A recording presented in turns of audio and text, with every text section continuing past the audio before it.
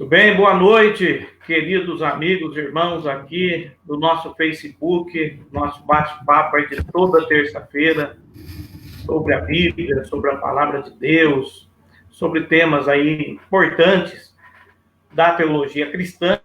Hoje, mais uma vez, aqui na companhia do nosso amigo professor Marco Brito, sempre está nos abrilhantando aqui nas terças-feiras. Lembrando que vocês podem participar aí desse bate-papo legal, mandando a mensagem de vocês, curtindo, comentando, compartilhando.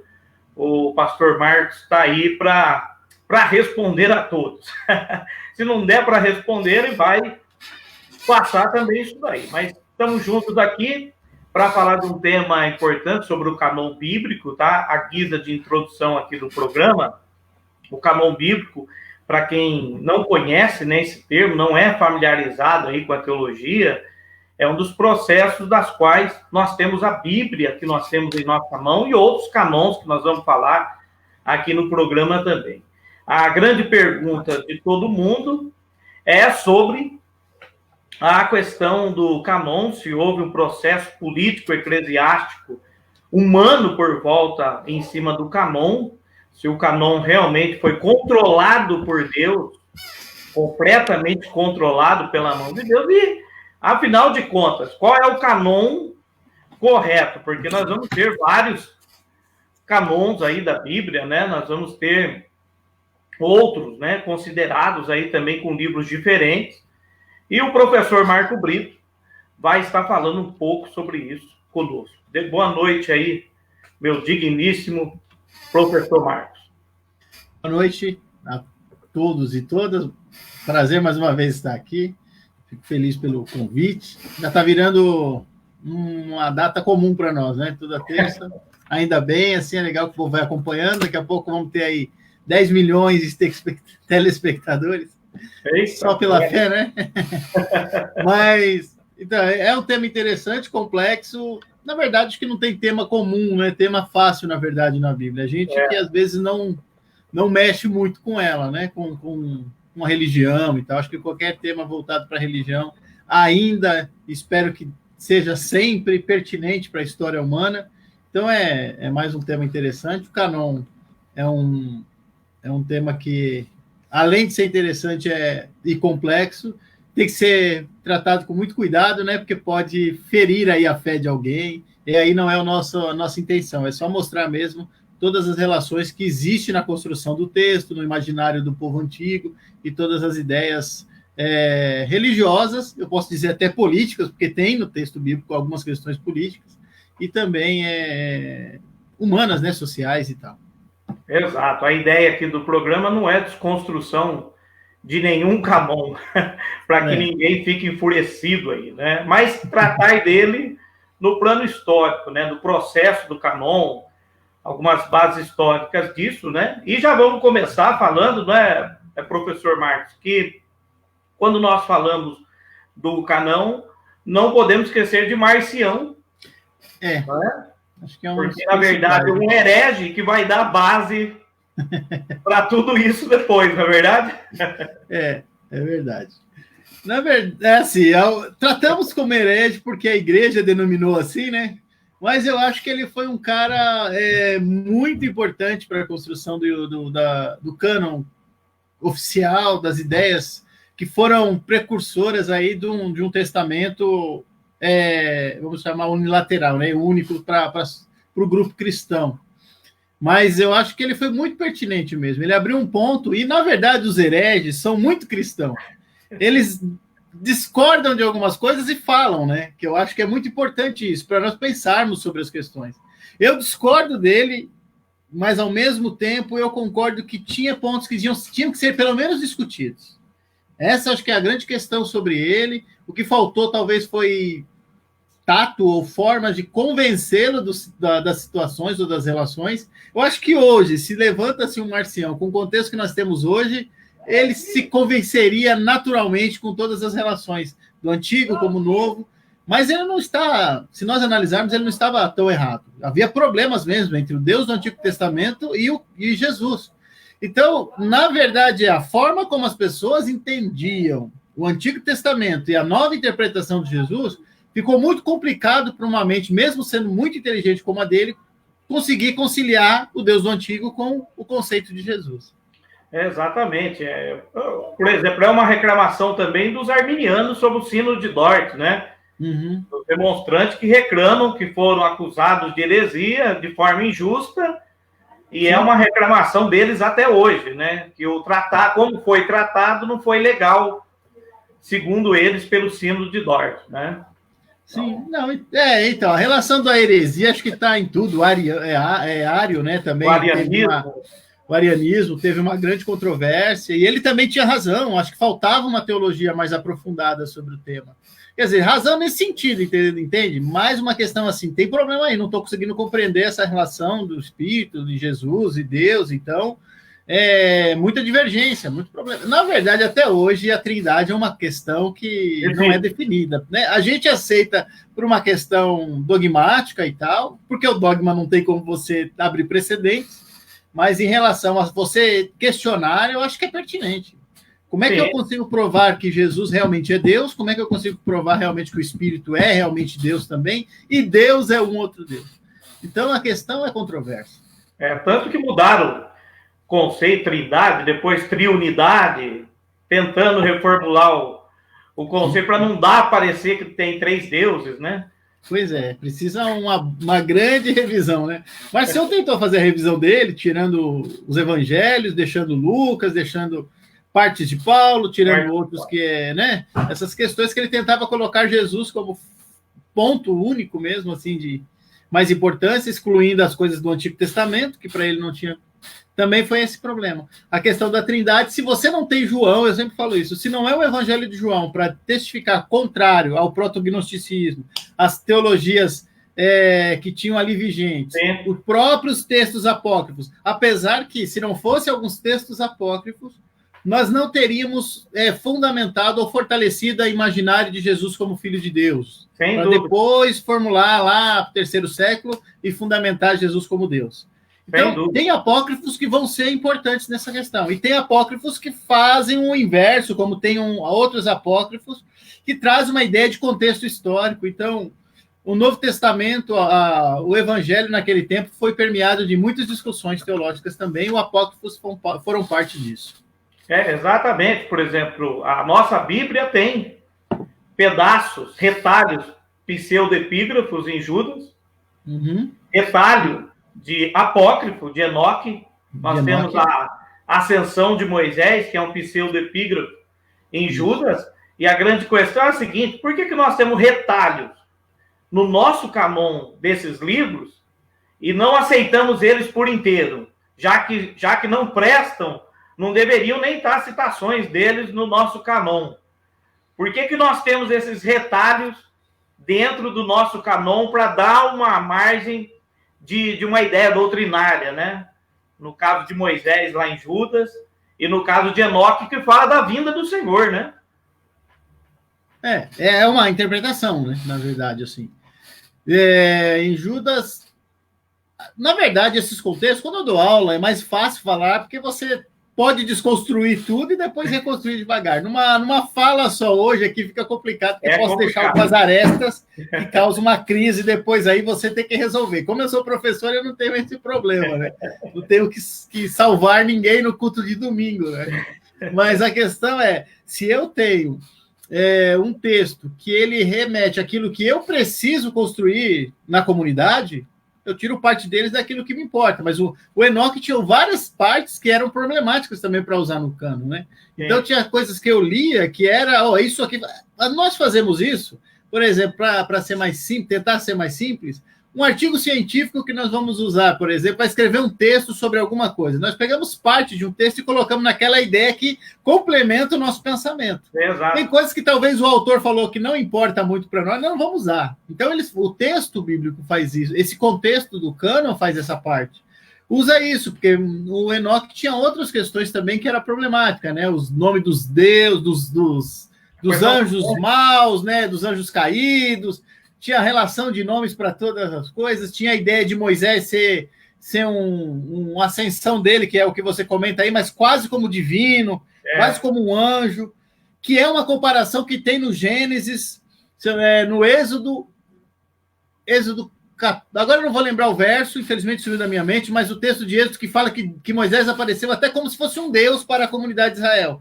Sim. Claro, quando nós lemos hoje, com a nossa interpretação teológica, com o nosso imaginário teológico, nós já lemos aquilo e falamos, não, é só uma aparência, porque Moisés estava respondendo, explicando para o povo a visão que teve de Deus. Nós fazemos isso como nossa explicação, mas a comunidade judaica, que estava fora do templo de Israel, que era um grupo que era separado porque não acreditava mais no templo, o templo tinha se vendido para Roma, os sacerdotes eram todos vendidos. Parece uma história muito próxima nossa, né?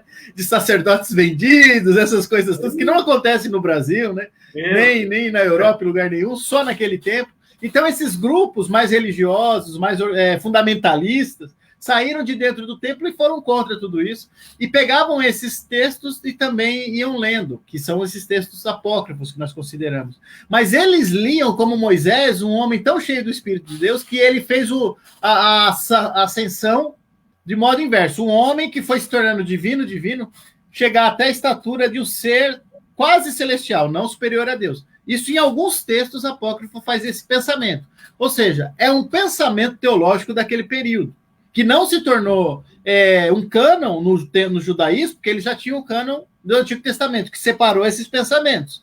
Assim como o cristianismo separou os apócrifos que interessavam para colocar ideias no cânon, como outros eles usaram teologicamente contrário. Então, muitos temas discutidos no Novo Testamento, na verdade, está debatendo também contra alguns apócrifos. Então, esse jogo tem que ficar bem claro. E não é só Moisés, tá? Que foi um ser divinizado lá naqueles textos apócrifos usados por grupos judaicos daquele período. Davi também tem momentos.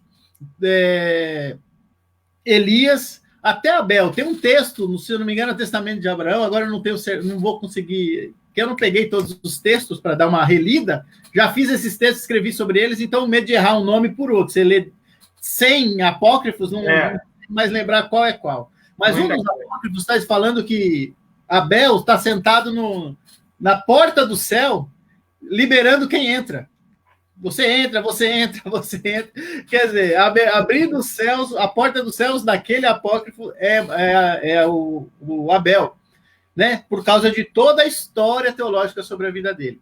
E aí você vai percebendo como esses textos, como os imaginários daquele povo tinham isso. Exatamente, eu falava isso até com o Caio Mateus, que deu boa noite hoje, porque os livros que eles tinham na época deles, o que estava circulando muito naquela época eram os livros apócrifos, né? Nós temos até uma citação de Pedro, quando Jesus anda sobre o mar, ele chega a gritar que Jesus é um fantasma. Fantasma! Mas olha, o judeu não acreditava em fantasma, né? Ele acreditava na morte, a ressurreição do último dia, e que o justo seria ressuscitado. Mas da onde que Pedro tira aquela ideia de fantasma, né? De um espírito de Jesus andando ali? Então, haviam livros apócrifos, né? Tradições teológicas fora do cânon. Fora do cânon, né? Até da Tanakh judaica, que acabou fechando, né? Em 24 livros. Mas o senhor disse sobre Moisés, eles vão usar até o argumento que o próprio Deus chegou a chamar Moisés de Deus, né? Falou, você será como Deus. Como Deus para o povo.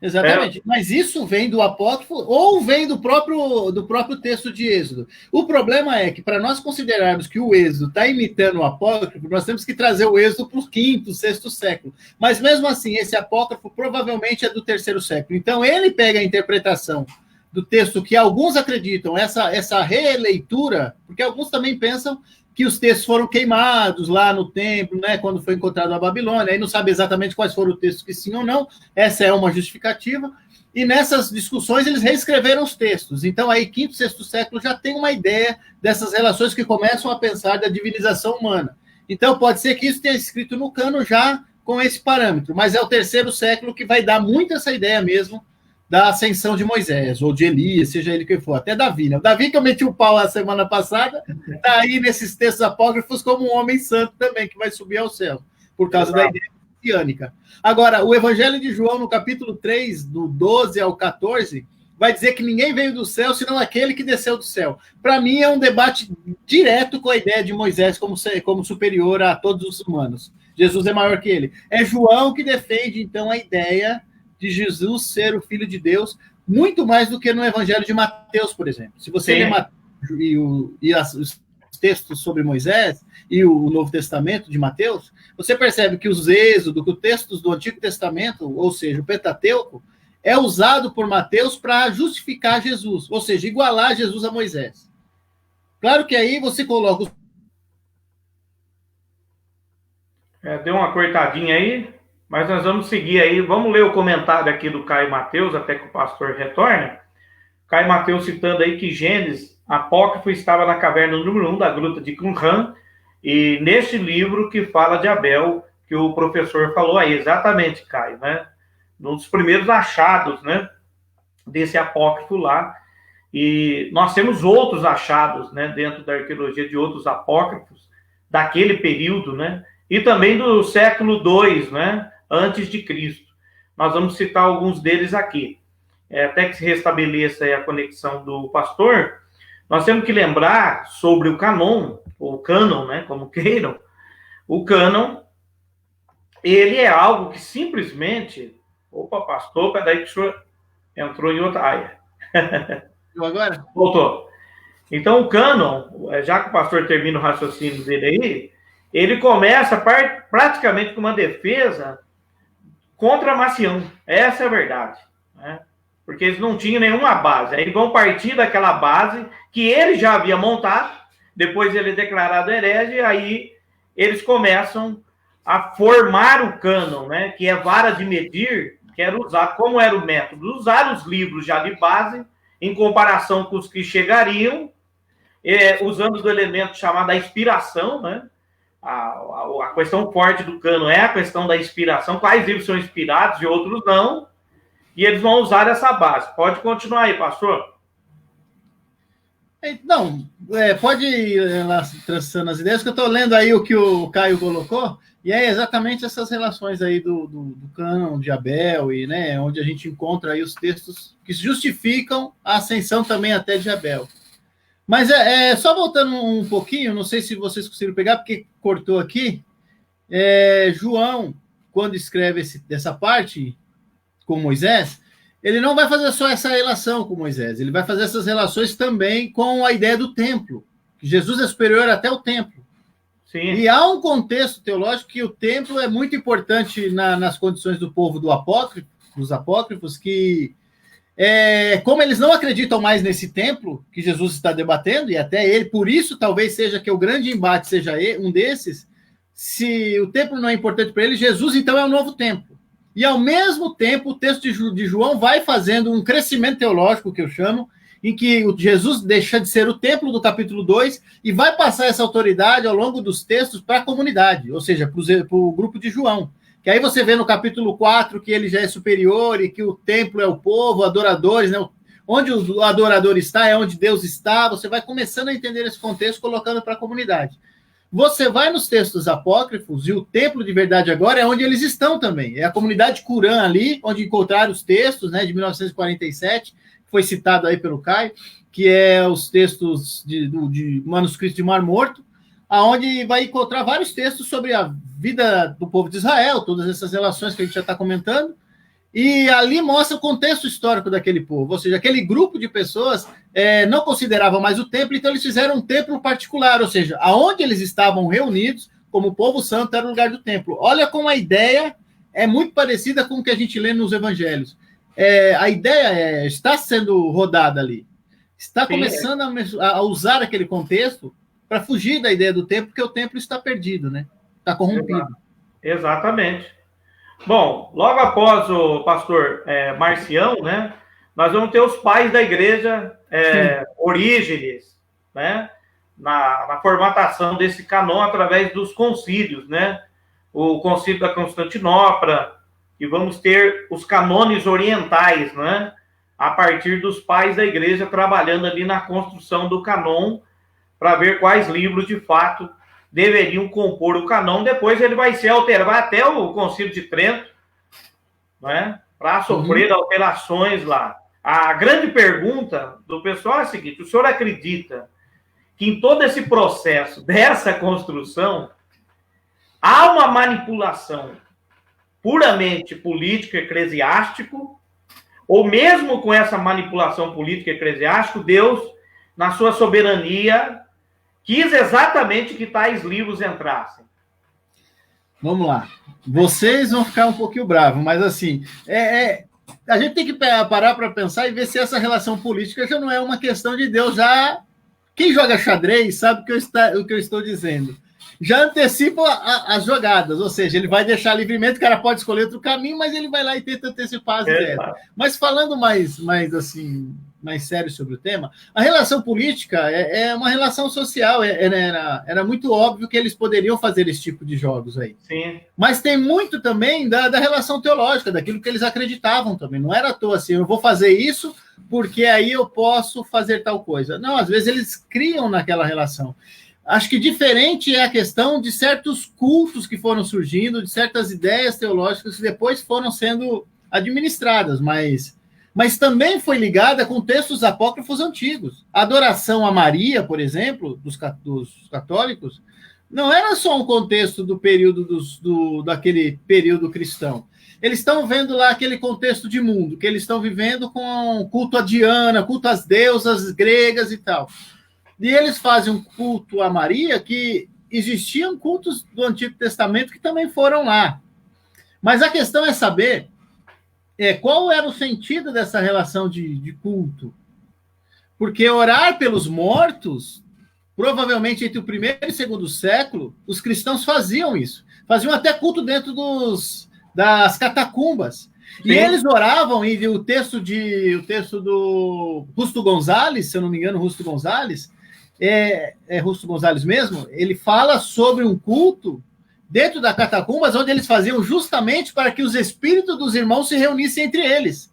Aí Sim. Você vai no apócrifo, nos textos apócrifos, né, do primeiro século da era cristã, em que eles faziam os cultos de adoração, onde os anjos vinham cultuar com eles, para aí eles pudessem chegar até o Santo dos Santos adorar a Deus. Então eles achavam que os anjos desciam, cultuavam com eles, o espírito dos homens, Moisés e todos esses homens, para chegar até diante de Deus. Então, essa ideia do espírito das pessoas que estavam mortas, mas não estavam, porque tem texto bíblico que diz que quem morreu em Deus não está morto, né? E aí fala que Deus não é Deus de mortos. Então, todos esses contextos que nós hoje criamos uma dogmática diferente, contestamos eles lá. Mas para eles não era tão herege assim, não era tão pecado isso. Tinha uma conscientização para eles que era comum. Então, depois de falar isso, a gente tem que imaginar, então, todas essas relações. Maria, então, não era uma pessoa morta, poderia ser elevada, não como uma relação divina, de deusa, mas uma mulher santa que poderia ser cultuada, vamos dizer assim. Para eles, então, não era tão errado. Tinha textos apócrifos e tinham ideias cristãs que faziam isso. Eles já faziam isso no primeiro e segundo século. Aí você diz para mim, como costumeiramente todo mundo fala, o cristianismo primitivo era perfeito, tínhamos que voltar a esse tempo. Volta lá, e aí você vai ver que você ia ter que fazer certos cultos que você não faz hoje agora, aqui, porque você acha que é heresia. Você não vai querer fazer o sacrifício de morrer pelo evangelho, porque não precisa mais. Então, cada tempo é seu tempo, e o tempo histórico é importante para você não ficar julgando lá tão veementemente, mas também não achar que eles são tão superiores espiritualmente como nós hoje. Claro que tem muita coisa que era melhor. Assim como hoje, eu acho que tem coisas melhores, porque nós temos uma teologia um pouco mais apurada no contexto. Mas, depois, deixa eu falar agora só mais um minutinho. Então, o texto, a ideia do texto construído, ou cano escolhido, é uma relação em que é muito racional. Eles viram os problemas, viram as situações e foram construindo a partir disso. Se você entender que Deus é espírito, que racionalmente é a sua mente, um lugar onde alma, mente, ou alma e espírito estão ligadas, então o que eles fizeram foi inspiração divina. Você tem que pensar nessa relação também. Então, onde é que a inspiração divina está? De repente é na sua escolha, nos fatos que você faz. Aí, se estiver errado, se estiver errado, você não ouviu bem o Espírito, ou você nunca teve discernimento, entendimento completo do que é a teologia ou a ideia de Deus no contexto. É complexo, mas é mais ou menos. É complexo. A dificuldade que eles tinham no processo, né, de montar isso era enorme, porque Eles estavam formando praticamente tudo. Hoje a gente pega tudo pronto, para discutir pronto. Muita coisa, né? Eles não, estavam ali praticamente com poucos até materiais, né? O que tinham era para ser discutido. E até o próprio Apocalipse, né? Chegou a não entrar durante muito tempo no processo do Canon, né? Exatamente, foi um dos últimos, né? Foi um dos últimos a entrar, teve resistência contra o Apocalipse por causa da sua linguagem, que era muito assemelhada aos apócrifos da época e outros livros, né, que tiveram resistência.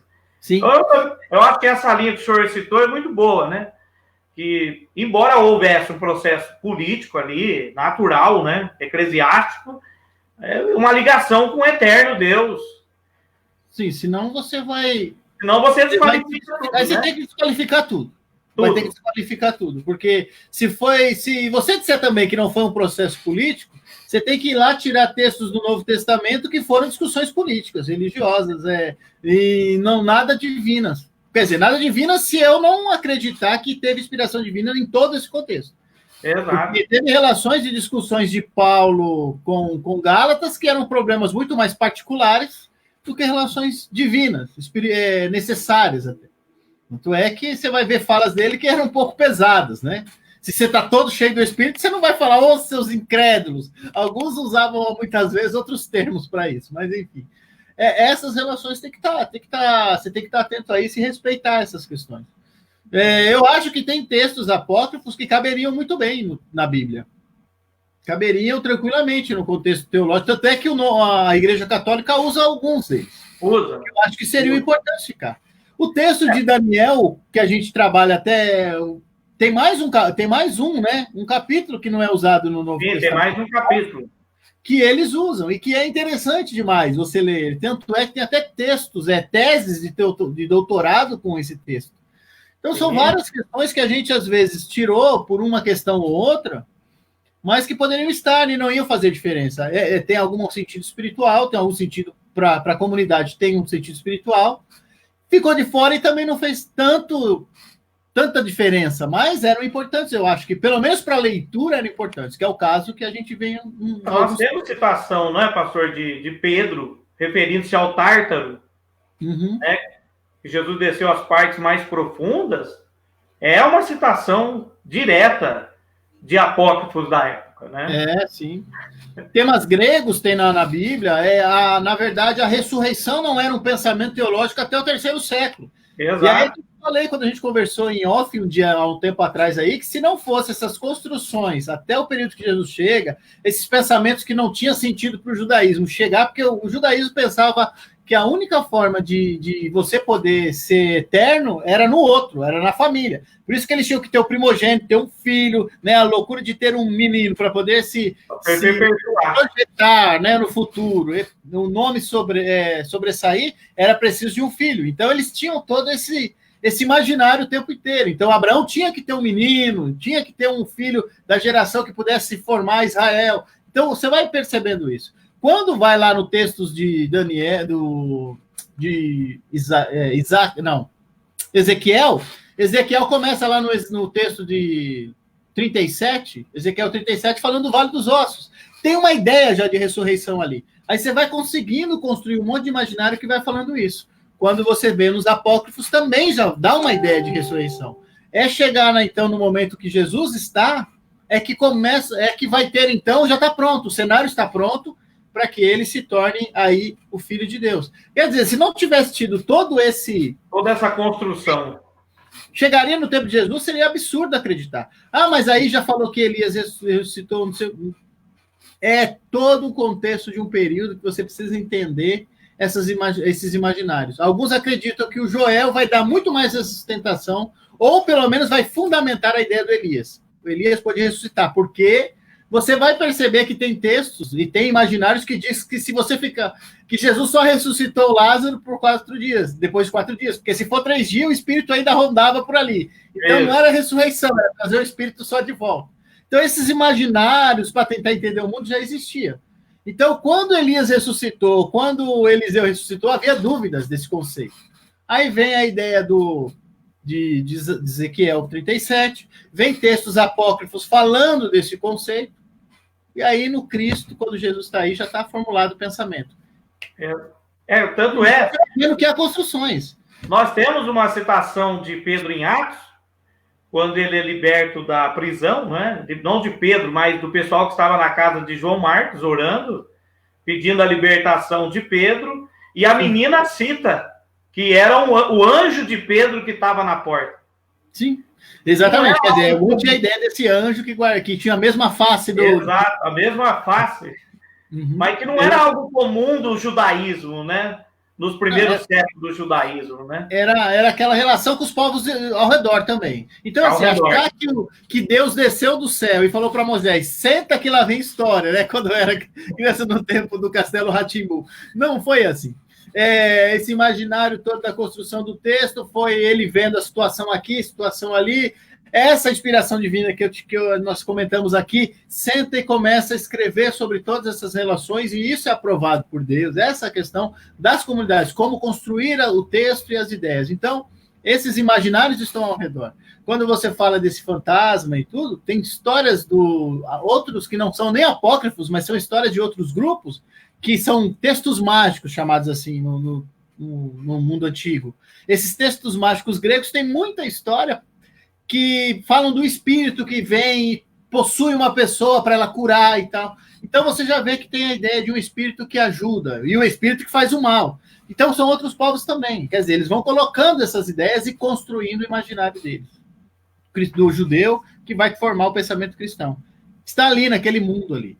E aí Deus, eu acredito assim, nesse sentido, de que há uma inspiração para a construção do imaginário de cada povo, onde Deus, de alguma forma, está presente. No caso do cristianismo, tem o Cristo como ponto fundamental para dar essa ideia completa. Bom, passado a Igreja Oriental, nós vamos ter, na verdade, o primeiro concílio a aceitar o moderno canon, né? Vai ser em Trento, né? O canone católico, né? E vamos ter Agostinho de Hipona como um grande representante desse canon lá na Igreja Ocidental, né? Porque Eusébio de Cesareia havia tratado da Igreja Oriental, mas eles não fecharam o canon nenhum lá, né? O canon vai ser fechado bem depois. Aí nós temos vários processos desse canon, embora faltando alguns livros, mesmo nesse processo do canon em Trento, faltando bastante livros também, né? Então, além, mesmo que faltasse talvez alguns conceitos, já estava praticamente pronto, né? Já estava... Agostinho, na verdade, já tem o texto nas mãos já, né? Ele declara que estava fechado na época já, né? Na verdade, o texto de Apocalipse vai fechar no final do segundo século. Quase o terceiro. E aí já tá pronto. Agora tem as discussões se caberiam outros ou não. Agostinho, eu acho que a parte dele mais interessante é a construção do ideal de quem Deus realmente é para o cristianismo. A que nível ele é Senhor, Deus, eterno, porque ele vai trabalhar com a questão platônica desse Deus grandioso, e aí uma ideia das mais importantes, que é a separação entre bem e mal, né, no contexto que vem o período do pensamento... como que chama aquele rapaz? Esqueci o nome do... Mas eu vou lembrar daqui a pouquinho. Mas a ideia dessa relação de bem e mal, né? O maniqueísmo, dos maniqueístas, que ele vem, tira e concentra a ideia do bem e mal e todas essas relações. Ele está muito mais concentrado nas questões teológicas em si do que, na realidade, na construção do cânon, porque o cânon já está pronto. Assim. Já está pronto. Você vai perceber que o texto do Apocalipse vai estar lá já. Exato, A partir já a Igreja do Oriente vai aceitar um pouquinho depois, né? Sim, não. Aí que você está falando é a separação de uns grupos diferentes. E a Igreja do Ocidente, já no Concílio de Trento, Agostinho já declarando que já estava fechado praticamente, né? Sim. Aí sobre o canon protestante, pastor, as regras, né, formuladas para este canon, que eram basicamente 4, né? A origem apostólica, né?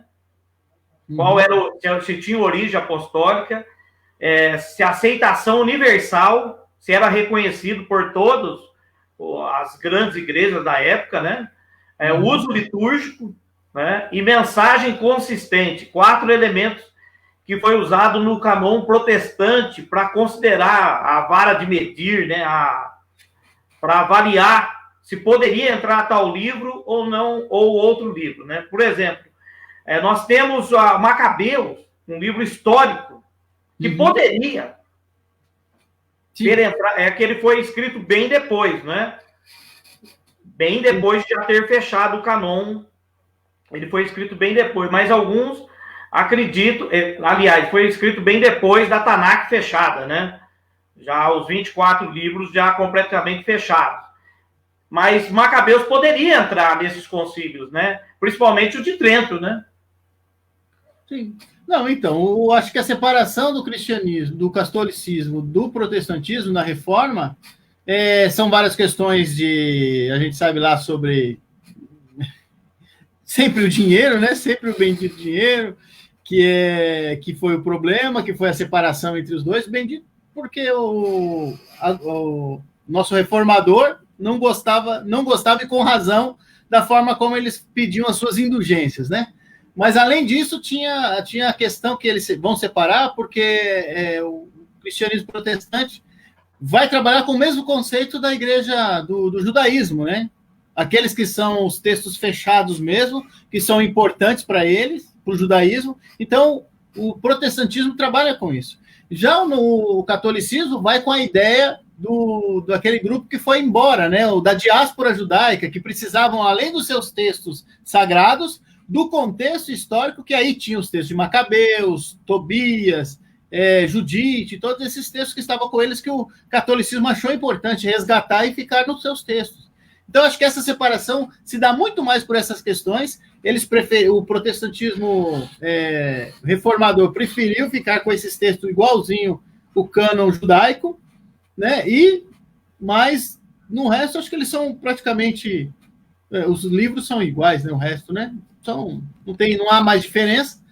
Claro, tirando aí o Daniel, que também é o mesmo contexto, né? Que também fala um capítulo no nosso, no protestante. O resto são idênticos, né? São idênticos, exatamente. Está aí o pastor Robson de Londrina, Paraná, que o senhor já respondeu a pergunta dele aí enquanto eu colocava, né? Qual o fator primordial para se fechar e deixar os apócrifos de fora, né? Mesmo que os mesmos tenham sido citados em contexto dos primeiros cristãos, que é o que nós mencionamos aqui, pastor, no começo, né? Esses apócrifos eram livros comuns daquela época, mas foram deixados de fora, né? Sim. Eram comuns mesmo, pode dizer que se alguns tivessem eles, era livro de cabeceira, ficar em casa para ler mesmo, sem problema nenhum. Mas a questão é que tinham divergências em alguns contextos para os judeus, tinha também algumas influências de outros grupos, eles preferiram não colocar. Até porque, apesar de nós acharmos que o cânon judaico foi fechado antes do primeiro século, só a Pentateuco, né? Porque aí todo o resto, quer dizer, a Torá, os 5 livros, todo o resto foi fechado mais ou menos no anos 80, 100 em Jânia, né? Que aí vai fechar todos esses textos. Mas aí deixar os apócrifos de fora foi uma questão muito mais teológica mesmo. Isso que cabe, isso não, essa parte aqui não é necessária e tal. Então eles deixaram, mas nunca deixou de ser usado como parte de um estudo do próprio povo. Ou literatura do grupo. Legal. Lembrando, né, pastor, que Martim Lutero, quando ele vai propor o cânon de Lutero, né, ele vai falar sobre o antilegomena, nome complicadíssimo, né? Ele vai deixar de fora Judas, Tiago, Hebreus e Apocalipse. Né? Ou seja, não é só os apócrifos que passaram por um momento fora do... Teve mais livros, né? Lutero era um cara meio complexo, né? Quem é muito fã do Lutero tem que tomar cuidado, mas assim, não, na verdade, assim, ele era um bom teólogo, tinha alguns problemas que eu também acho, que eu também entendo quem reclama, eu também sou contra alguns posicionamentos, mas em relação ao Apocalipse, ele não está de todo errado, né? O Apocalipse é uma complicação tão grande que até hoje quem lê fica confuso, não concorda ou discorda, ou tem um imaginário totalmente adverso da realidade. Então, era um problema mesmo. Então, para ele, não tinha sentido ter o Apocalipse. Eu acho que, como literatura, é sempre importante estar na Bíblia lá, estar nos textos. Eu acho um texto extraordinário, desde que você consiga compreender todo o contexto, todo o imaginário, toda a relação teológica que tem nele. Senão você viaja, você vai embora e faz uma outra coisa na vida. Mas ele é importante. Mas o Lutero tinha certas questões, né? Acho que esse é o menos problemático dele. Eu acho que quando ele vai lá para a luta e manda matar todos os camponeses, aquilo foi um dos maiores absurdos de um cristão, né? Isso me deixa um pouco revoltado com ele, né? Matar os camponeses, o trabalhador, em favor do império, é justamente o inverso que o Cristo faria, né? Na verdade, o Cristo simplesmente falaria, não vai ter guerra aqui e acabou, né? Como nós conversamos outra vez. É a mesma base. Defende, é a mesma ideia quando o Calvino consentiu com a morte de Serveto, né? Não é? Pois é. Calvino é bom, porém não mútil, né? Mas é o seguinte, pastor, sobre o Apocalipse, há um consenso entre os exegetas de escatologia. Muitos nem usavam o Apocalipse, não foi usado durante muito tempo, não. O Apocalipse nunca foi usado como base escatológica. Usava só Mateus 24, né? Usaram muito Mateus 24, o Apocalipse ganhou muita força depois, né? Uhum. Entre os dispensacionalistas que o dizem. Sim, porque o texto de Mateus tem uma justificativa mais, talvez mais concernente, com o conceito que dá para interpretar hoje. O Apocalipse você precisaria de tantas interpretações para não tentar errar menos, né? Porque ele é difícil. Ainda que a gente contextualize, como está dizendo o Caio, pelo que eu li aí, sobre o primeiro Enoque e Esdras, né? Que aí tem o 3, 4, tem vários Esdras também. A relação mesmo que esses textos estão ali, porque aquilo que eu falei semana passada, o Apocalipse é só um termo teológico, na verdade, para justificar a teologia apocalíptica, né? De um futuro melhor, de uma vida futura onde Deus vai abençoar e vai mudar toda a sorte do seu povo. Esses textos existiam vários lá naquele mundo antigo. Não é só esse, nem o Apocalipse, nem só esses dois que ele citou. Tem vários outros. Era abundante nisso, né? É o Apocalipse de Pedro, e o Apocalipse de Paulo também, do cristianismo já. E o Apocalipse de Pedro é muito interessante também. Que ele entra no submundo e vai vendo, né, os pecados de cada um, e conforme o pecado era sofrido. Quer dizer, crente linguarudo sofria porque os demônios puxavam a língua e ficava queimando durante a eternidade toda. Glutão vivia com, né, queimava-se a barriga o tempo. A barriga do glutão. Dependendo do tipo de pecado, era o sofrimento. Né? E aí, quando Pedro chega até o final, que vê todo mundo sendo dilacerado e sofrido, Pedro olha para aquilo e sente compaixão de todos e chora. E aí a história diz que todo mundo, que Deus vem, salva todo mundo, resgata. Quer dizer, o Apocalipse de Pedro, para mim, é sensacional. Para o universalista. Exatamente. Aí o que acontece? O dogmatismo cristão fala, não, vamos tirar isso daqui, senão todo mundo vai ficar lá, vão ter, né? E aí E a ideia do purgatório passa um pouquinho por aí. Tinha um quadro. Não foi invenção do mundo católico. Sim. Foi invenção do cristianismo do período. Então, existiu essa ideia de que você sofreria, que você estaria alguém orando por você, e aí ia ser necessário alguém orar para que você fosse liberto. Então existiu aí a indulgência, né? Encontrou meios para se ganhar dinheiro, né? Para se ganhar dinheiro. Como hoje nós encontramos dinheiro com feijões e outras coisas aí, né? Oh, meu Deus, desculpa. A liberação do falso evangelho. Na verdade, acabaram não entrando no canon porque, de fato, eles não queriam arrumar problemas com o que já estava montado. E aí é derrubar toda a base, né? Sim, se o Apocalipse de Pedro entra, ele quebra todo o contexto até mesmo da questão da salvação, né? Quer dizer, e aquele texto de Mateus que você mesmo citou, que uns ficariam de fora, né? Que Jesus fala, não vos conheço. É um problema. Da mesma sorte foi a dificuldade que a teologia... Aí precisou de outros textos para justificar, por exemplo, Marcos 16, que fala sobre... É Marcos 16, que fala sobre crer no Senhor Jesus. Marcos 16, a partir do 9. Isso.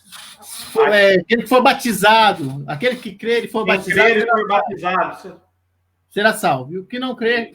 Mas só de falar isso, quer dizer, creu, foi batizado, foi salvo, pronto, não precisaria mais ir para a igreja. Já que você batizou, então tá tranquilo, tá batizado, né? Como diriam as crianças funkeiras, hoje tá tranquilo e tá favorável. Mas a relação teológica era diferente, quer dizer, é por isso que entra o ensino na igreja. Era muito importante que as pessoas continuassem aprendendo para manter a fé. Então aí precisou criar outros textos, falou, não, isso aqui é a metade da realidade.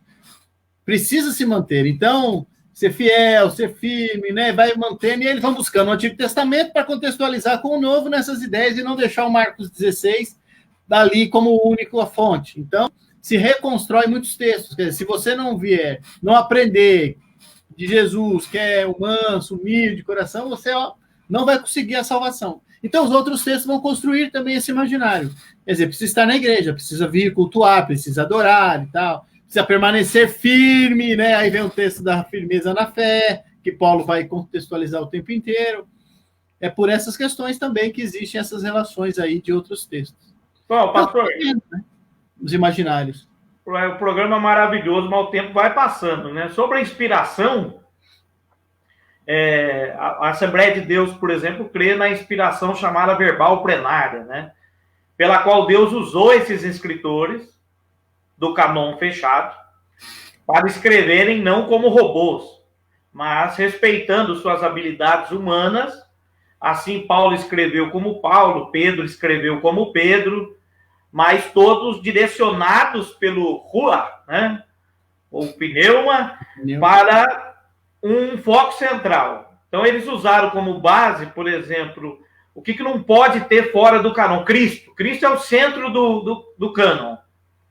Então, qualquer livro que não encaixar dentro dessa ideia que se tem de Cristo, tem que sair fora. Né? E foram usando elementos assim, né? Foram estabelecendo algumas réguas, né, de medida para não deixar outros livros entrarem, né? Sim. Então, você tem que ter um parâmetro, né? Porque ao mesmo tempo que você vai ter que tirar algum que realmente tem muita coisa boa, mas ao mesmo daí em algum momento tem algo contraditório, você precisa ter um parâmetro. Então, isso foi feito. Eu acho um texto, por exemplo, de Maria Madalena, tem muita coisa boa no texto dela, no apócrifo dela. Mas tem umas relações que era problemática para a igreja, né? Até porque ele era acho que ele era muito gnóstico, né?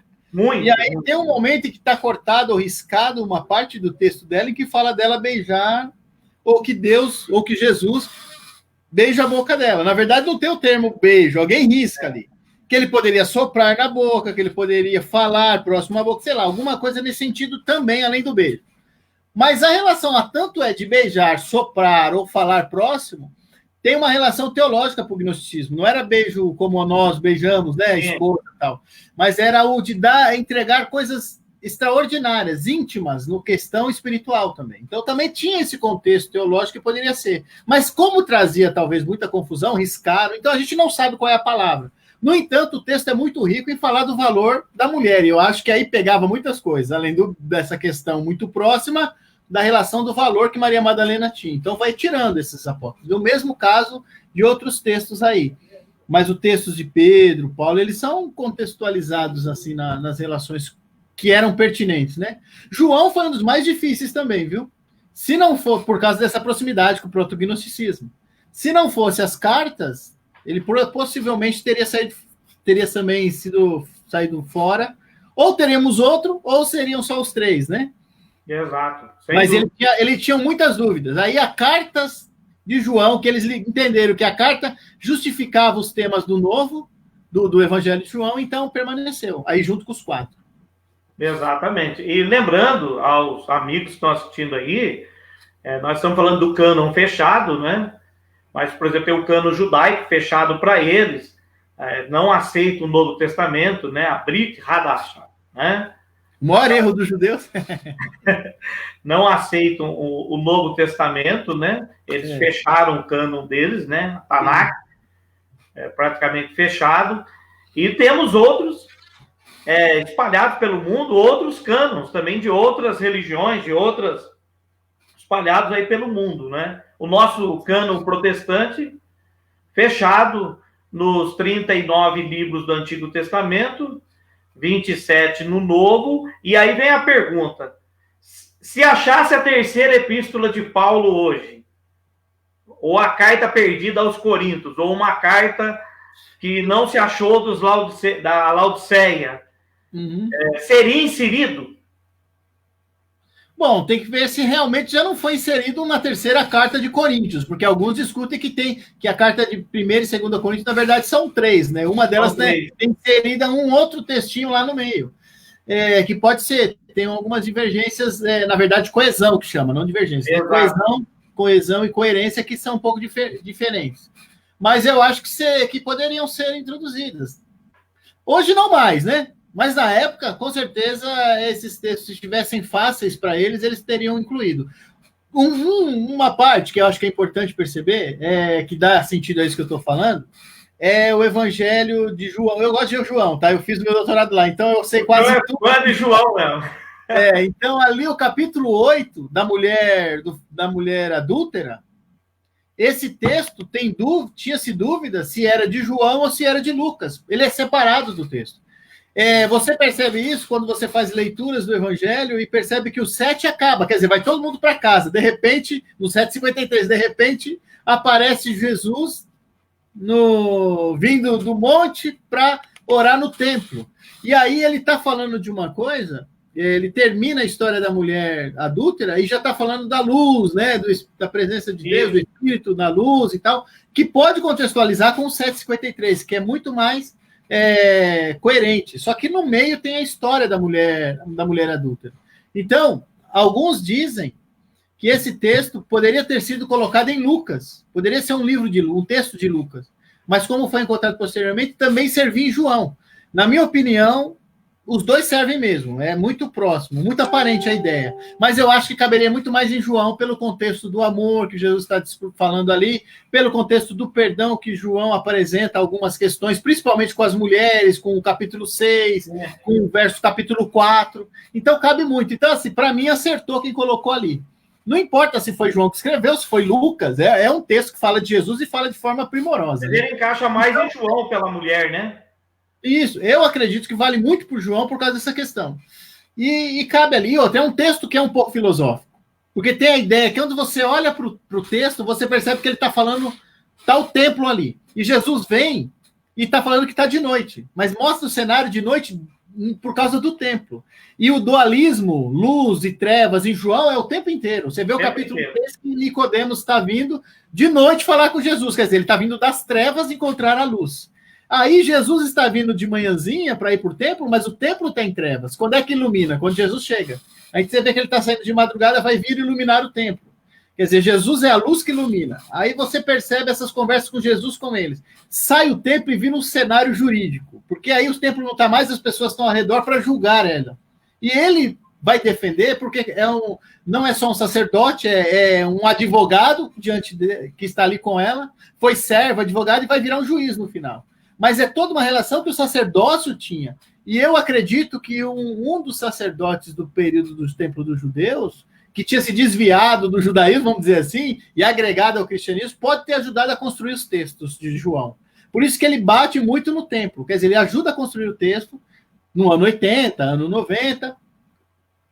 Você sabe como que é um autor, né? Você tem a história, mas você coloca a sua mão para enfeitar o texto. Ele não mente, ele embeleza o texto com essas ideias. E eu acho que isso cabe muito, por isso que eu acredito que é João. Então, eu acho que responde a sua questão aí, se tivesse encontrado o texto a tempo, antes de fechar, teriam incluído. Mas depois que fechou, não faz mais sentido. Porque aí você tira toda a relação espiritual, né? Se mudou é porque o texto não é santo, então não tinha. Não precisa tirar. Esses aqui são suficientes, mas esse texto da Laodiceia, esse texto de Judas, esse texto... Até Enoque te ensina muito dos valores da fé, do respeito e o amor e tal. e mostra um lado espiritual que as outras poderiam entender. Fantástico. Eu adoro o Evangelho de João. Fantástico. Fantástico. Lembrando, né, pastor, que esse processo do cânon, do cânon, ele é todo católico, né? Dos concílios católicos. Nós devemos ao católico. Não adianta. Inclusive, o que tiver de cópias dos originais está lá no Vaticano. Todo o material está com eles. O que o protestantismo tem é pós-Martim Lutero, né? Após a reforma, mas muito pouco. Tudo bem, a tradução, devemos muito a eles, transliteração e muita coisa. Né? Para provocar, tudo que tem depois do catolicismo encontrado é apócrifo, então não tem que aceitar o que eles fizeram. Eu estou evitando falar. Porque, mas é verdade. Porque é o seguinte, porque eles montaram tudo, essa é a verdade. Né? Eles montaram tudo. Isso é para a questão dos apócrifos, para o pessoal que está assistindo a gente. O apócrifo tinha valor histórico. Valor histórico. Sim. Histórico, né? Valor histórico. O pseudepígrafo era mais uma lenda, né? Um conto. Tinha mesclado nele fábulas, muitas coisas, né? Sim. Não, é verdade. Tinha essas relações. Textos do Segundo Tempo que a gente já discutiu aqui, né? Que são os textos... que são alguns oficiais também, que são alguns importantes, que são os oficiais que são o que o judaísmo coloca. Mas você, quando vê esses textos mais fábulas, que são essas ideias, não estão fora da realidade dos judeus da época. São imaginários, mas fazem parte, eles acreditavam em muita coisa parecida, né? Muita coisa próxima a isso. Então, desconfigurar ou desconsiderar, na verdade, esses textos como se fosse uma coisa abominável, como muitas vezes os cristãos fazem, é um desperdício de riqueza histórica e cultural. Porque você vai entender por que o cara escreveu aquele texto daquela forma. Você vai entender porque tem textos que têm muito mais contexto, por exemplo, tirando esses, que tem um contexto muito mais grego, como os costumes dos gregos que os cristãos vão usar, porque mostra uma ética mais feminina melhor, um modelo de se vestir mais educado que muitos grupos também. Então tem uma ideia greco-romana também no texto. Quer dizer, essas culturas estão ali. Se você ficar... Tudo bem, você tem que saber o que é para usar na hora da pregação lá, abrir a Bíblia e pregar, né? Não vai abrir o apócrifo para pregar, mas você vai pregar com o texto bíblico, mas você pode fazer apontamentos lá para o apócrifo e explicar alguma coisa para a comunidade, não há problema nenhum. Não é obra de Satanás, é obra cheia do Espírito isso também, explicar como é que eles pensavam essas coisas. Exato. Que às vezes é absurda para nós hoje, né? Porque ninguém vai subir em cima da criança, mão, pé, rosto, boca, que fez Elias para soprar a vida. Tinha que pensava, ele não fez ali do nada, tinha já alguns contextos próximos. Eu vou fazer que eu vou fazer certo. Aí fez lá. Porque se a gente pegar a questão dos livros apócrifos que não estão na nossa Bíblia, os evangélicos, o pessoal vai falar isso. Por que não estão aqui, né? Tem alguns apócrifos que vão ter lá a questão de Tobias, do coração do peixe, da fogueira, tal, Bel e o dragão, a história de Daniel, tal, a partir do capítulo 13, tal, né? E temos algumas coisas dentro desses apócrifos, como de Enoque, que daria uma força muito forte para Gênesis capítulo 6, né? Sobre Gênesis, sobre anjos, a possibilidade dos anjos, fizeram um pacto lá no livro de Enoque, desceram, e ensinaram magia, astrologia aos homens, tal. Então, foram tirados para que... Mas, quando tirou, por exemplo, nós temos partes dentro da nossa Bíblia que ainda remetem esses apócrifos e pseudepígrafos, né? E como o senhor disse bem, né? A pessoa fez um retalho daquilo que lhe interessava. Mas jogou fora, descartou. Por exemplo, o Macabeus é um show de história, né? Um show de história para entender aquele contexto da época. Quem entender a dominação grega precisa, além da história que já se conta fora, se tem um texto que é considerado histórico e importante até para alguns sagrados, como é o caso do catolicismo, é interessante ler aquilo. Você percebe como que era o imaginário e principalmente o contexto histórico da época. O sofrimento dos judeus em alguns momentos. Exatamente. Então, para entender o contexto que Jesus vem nascer, né? Onde aquelas revoltas... Se você não entende isso, você faz o que a gente sempre fez num tempo, né? Ah, Deus falou e vai ser assim. Mas aí Deus fala muita coisa para nós, falaria muitas coisas que nós não teríamos capacidade de compreender ou acreditar ou entender. A partir do momento que aquelas comunidades vivem isso, elas vão compreender quando chegar o momento. É o caso, que nem você falou aí do caso de Enoque. Agora, remetendo ao caso de Enoque, para o capítulo de Gênesis 6, na verdade, eles estão tentando entender aquela relação dos anjos caídos, por que existe o mal.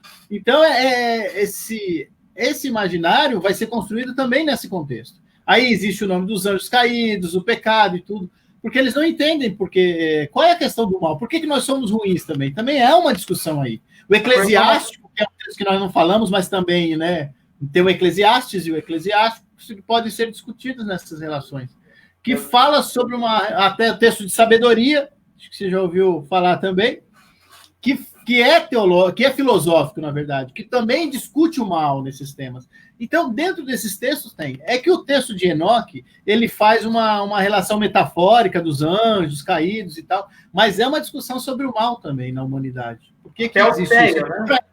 Que caiu porque os homens olharam para as mulheres, e como o judaísmo ou o mundo judaico ou vários grupos tinham a ideia de que as mulheres que causavam mal porque seduziam os anjos e tal. Então, eles colocam essa ideia. Quer dizer, vão acusar as mulheres de algo que elas não fizeram, né? Mas é o imaginário da época, que é a mulher seduzir os anjos. Por isso que Paulo fala para as mulheres usarem o coquezinho lá na hora que está no culto, para não seduzir anjos, o texto de Coríntios, são várias questões. Mas, falando a sério, as mulheres não tem nada a ver com esse pecado, nem original, nem nada. A questão nossa é outra. E Deus sabe muito bem isso. É uma construção ideológica do Gênesis sobre isso. Ah, mas não foi a mulher que comeu? Tudo bem, se você acredita nisso. Assim, né? Dessa forma, literal. Mas é o ser humano que comeu. É o ser humano que pecou. Não tem culpa feminina na história. Isso exatamente. É uma construção... É um texto teológico que vai de longe. Aí põe a mulher no rolo, põe a mulher como seduzindo anjos, põe a mulher como pecadora, e aí vai. Houve até uma discussão muito forte, né, sobre como Jesus trata as mulheres e como Paulo tratava as mulheres, a diferença. Teve um camarada aí que chegou a dizer que Paulo era contrário a tudo que Jesus tinha falado, veio fazer sobre as mulheres. Ele tratava diferente as mulheres, e Paulo já chega: eu não permito que as mulheres falem na igreja. Se quiser, pergunta para o marido. E tal. É por isso que esses outros textos acredito que não foi Paulo que escreveu, mas um acréscimo posterior do grupo que começa a ver que as mulheres tinham muita autoridade na comunidade, então elas precisavam ser meio que podadas, né? Então, alguns grupos acreditam que esses textos contrários ao ministério feminino não foi bem paulino. E eu parto desse princípio também. Eu acredito que Paulo não escreveria algo nesse sentido diretamente ele, porque ele tem outros textos que ele defende o ministério. Ele defende as mulheres. Febe e outras mulheres aí no contexto. Priscila e Áquila. Então é difícil conciliar essa ideia. Mas pode ser que seja, pode ser que ele tenha mudado de opinião. Mas a grande questão é que existe um grupo, uma linha teológica do judaísmo, que o cristianismo adota, que a mulher tinha que ficar submissa mesmo. Exatamente, né? Pastor, estamos indo para o nosso final, né? Já foi 1 hora, voou. Um bate-papo tão maravilhoso, hein? Foi bom. E não dá tempo. Na questão que eu falei sobre o imaginário lá do Gênesis, você tem que pensar. Mesmo que você coloque literalmente o texto, vou só repetir para não deixar dúvida. Você tem que pensar que o texto revela-se muito por causa do contexto de nomes. Adão e Eva, que é aquilo que a gente falou semana passada, né? Adão, humanidade, e Eva, geradora de vida. Isso que era a humanidade para Deus. Então, não importa se foi o homem ou se foi a mulher o que errou ali, que deu a fruta, ou que comeu, né? Ou seja lá... Eu acho que o contexto de fruta como símbolo do entendimento é muito mais interessante, porque o conhecimento é assim mesmo, você tem que comer, né, para poder adquirir, né? Que é o da ceia, da mesa, né? Não pode intimidade com o tem que comer da mesa. Não pode um leitor hoje imaginar que realmente tinha uma maçãzinha lá. Mas vai que... E tem, né? E tem gente que pensa nisso ainda, né? Já me chamaram de herege em algum lugar do planeta depois do que eu falei. Mas faz parte, pastor. Faz parte. Bom, o pastor Robson diz o seguinte, lá de Londrina, Paraná, né? O evangelho brasileiro, em verdade, pouco se importa em avançar no aprendizado, fazem muita exegese no texto e não buscam fazer uma boa exegese para ampliar o conhecimento ao longo de muitos anos. Isso é pecado. Mas nunca conseguiram explicar o porquê era pecado, né? Na maioria era liturgia humana e divina, sim. Exatamente. Porque é o seguinte, né, pastor? Tem a questão dos erros de tradução e transliteração, que não é culpa do cânon, não é? Os erros de tradução e transliteração, a Bíblia é um livro antigo, expressões idiomáticas que se perderam com o tempo, raízes do hebraico, do grego, às vezes, que não consegue nem se achar. Houve dificuldade em muitas traduções, tem traduções tendenciosas da Bíblia, que a gente sabe, né? Mesmo do grego e até do hebraico, tem bastante.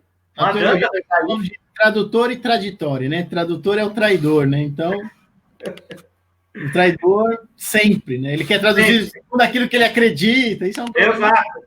Não tem jeito, né? Então, você não tem como pegar um livro antigo e, fielmente, depois de um abismo linguístico enorme, você pegar a cosmovisão, o pensamento. Tem que fazer uma exegese perfeita para tentar chegar perto do que o cara estava entendendo na época, né? Por que ele estava escrevendo aquele texto, qual era a visão dele, né? Não é fácil esse exercício, né? Não, pois é. Não é. Todo um contexto. Mas tinha todo um cuidado também. A gente, às vezes, acha que ele está escrevendo segundo aquilo que ele entende, o mundo dele é diferente do nosso, mas ele tinha todo cuidado para escrever o texto dele, conforme ele imaginava. Assim como a pergunta da terceira carta e tal, não entra, né? Por causa justamente também dessa ideia. Depois que você fecha, que você já cuidou, que aquela pessoa escreveu. Então não dá mais para você ficar colocando mais nada, né? Então, mesmo que encontre alguma coisa, não vai ser mais colocado. Agora, a questão também da construção desses textos, ou melhor, do cuidado do catolicismo com os textos, tem que ser muito bem apresentado por nós aqui, para que as pessoas entendam que mesmo eles tendo o Salmo 115, que contraria a ideia deles do que eles fazem como culto, eles não abandonaram isso. Você vê como todo o respeito da Igreja Católica, dos escritores, de guardar da melhor forma possível os textos originais ou as cópias mais próximas dos originais que eles tinham. E quando eles escreviam e tinham erros, como você apontou alguns detalhes, na verdade eram erros deles não conseguirem entender o que estava escrito e eles imaginam, pelo contexto deve ser tal palavra. A gente nem sabe se realmente é erro, mas por não saber exatamente se uma palavra é essa, porque depois encontram outro cânon e aí tem uma outra palavra no mesmo lugar. Então tinham todas essas divergências, todas essas questões, né? Ou seja, não foi uma tarefa fácil a montagem do cânon, né? Foi vários concílios, até chegar e fechar esse cano. Depois de fechado, nós temos aí, não vai entrar outro livro, estão achando outros livros aí, né? Acharam recentemente vários livros apócrifos aí, mas não vai entrar no cano agora. Não tem mais, acho que não vai entrar nunca mais, né? Esses aí vão ser os canos e aqueles vão ser livros posteriores para leitura, para um exercício, acho que teológico, né? Até mesmo para entrar como textos para doutorado, mestrado, pós-graduação, para fazer contextualização, apontamentos, análise comparada, como é chamado, sobre os outros textos do cânon, mas não entra mais nenhum, já fechou, está fechado. Mas eu acredito que é possível encontrar alguma coisa. Em 1947, quando encontraram aí... Teve textos, existia um texto que justificava o texto de Isaías, era o Isaías, né, que acabou sendo o texto mais próximo do original do que os textos que nós tínhamos mesmo quando escreveram, porque aqueles textos foram preservados no segundo século, primeiro século, do segundo antes de Cristo até o primeiro, né, que eram textos preservados assim, quer dizer, encontrar Isaías testifica que o texto que os católicos guardaram e que o judaísmo também guardou é justamente o texto correto. Uma divergência de letra ou palavra em outra, mas na essência, é o mesmo texto. É o mesmo texto. Mostra que o cuidado da igreja, o cuidado da religião com os textos originais são fatíveis, são verdadeiros, né? São reais. Então, nós temos que crer, que eu creio particularmente, existe ação humana em todo período e tem que existir, mas eu creio na soberania de Deus, controlando isso todo o tempo, e por mais que tivesse razões políticas e eclesiásticas, né? Ou porque a gente tem que ir para os dois extremos, ou tira toda a inspiração de uma vez e a ação de Deus, e o canon é um compêndio elaborado só pela igreja no sentido eclesiástico, né? Ou Deus controlou aquilo, e nós cremos que Deus controlou por vários fatores, né? Eu tenho uma convicção maior de que a pessoa tem um entendimento do que é divino e do que é necessário naquele momento, e tem toda essa relação que quando a pessoa passa a pensar, porque eu acredito muito que a relação dessa inspiração divina seja racional, mais racional do que essa questão mais mística, né? Que hoje tem essa ideia, né? E isso faz com que o texto, porque aí eu estou indo muito pela linha do São Tomás de Aquino, quer dizer, é a razão que te faz chegar à fé, e não o inverso. Porque você tendo razão, quer dizer, eu acho uma coisa brilhante o que ele fala. Se você é uma pessoa inteligente e racional, você vai acreditar em Deus. É mais ou menos isso que ele quer dizer. Ele fala, então, toda relação racional te leva a fazer a coisa coerente. Então, quando você parte desse princípio, você fala, bom, esse texto está escrito assim e assim, teve um problema político, eles discutiram esses temas e tal, mas chegaram no melhor contexto para essa situação, e que foi, naquele momento, importante, e foi necessário. E aí você consegue conciliar as ideias. A filosofia nasce já com a intenção de questionar os mitos, né? Pessoal, tudo era base, era mito, tudo a filosofia quer fazer perguntas, né? Ninguém melhor do que Agostinho, que vai propor o primeiro canon, praticamente quase que fechando ele ali. E a filosofia, eu acredito, foi importante nesse processo, porque ela fazia as perguntas, né? Racional, pura razão, né? Nós vamos colocar esse livro aqui, mas não vai ser só por mitologia, não. Queremos ter fatos, né? Sim. O Agostinho parte da ideia platônica. Então, dizem que Agostinho ele usa o pensamento platônico para construir o seu imaginário, as suas ideias. Quando eu falo imaginário, não é coisa imaginada louca, não. É imaginar o que está acontecendo para poder construir a ideia, certo? E aí o São Tomás de Aquino vai pegar o pensamento aristotélico, que era muito mais racional do que Platão, e trabalha a ideia da razão, e aí ele constitui toda a teologia dele, né? Que os ideais teológicos deles lá, para mim, é um dos mais brilhantes da humanidade, assim, o contexto que ele cria. As ideias que ele cria defendendo a fé, né? O pensamento em Deus. Amém, pastor. Forte abraço, um abraço aí a todo mundo que participou, ao Caio Mateus, ao pastor do Paraná, o pastor Robson, que ficou ativamente aqui ao vivo, né? Um abraço a toda a ICPI no Paraná, tá? Aos irmãos aí que acabaram, a Cristina Alves Nicanor, né? Vamos lá, Cristina é prima, né? Prima tia, né? Tá aí. Que Deus abençoe todos vocês grandemente. Voltaremos, se Deus quiser, nesse mesmo programa, mesmo canal, mesmo horário, se Deus quiser, que está virando comum agora, hein, pastor? Estou vendo. Vamos ter que fazer uma aula, né? Eu como professor, você como pastor, eu falo heresia, você defende, e aí a gente vê o que vai dar. Porque falam que o povo gosta de ver o pau quebrar, né? Para mim tá bom. O pessoal vai descer o sarrafo no senhor e eu vou... Não, tudo bem, professores são para essas coisas mesmo, para apanhar dos alunos. Fica com Deus, pastor. Um abraço, boa noite. Um abraço, boa noite. Deus abençoe. Um abraço a todos.